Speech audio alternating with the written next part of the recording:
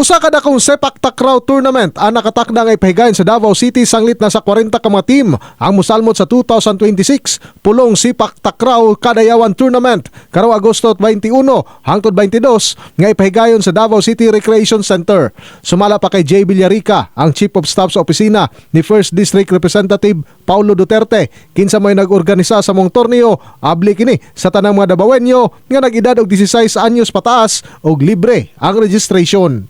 It also shows a celebration of the talent, determination of all our sepak takraw local athletes in this event.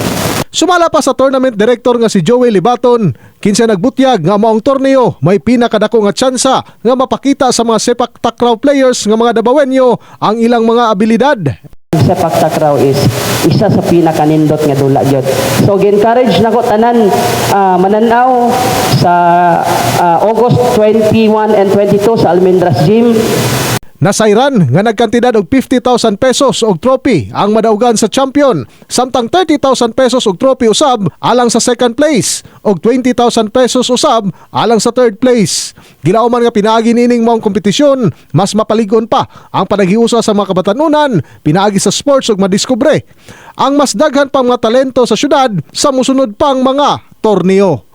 In the heart of changing lives, ako si Brigada Julius Pacot, alang sa 93.1 Brigada News FM Davao, the Music and News Authority.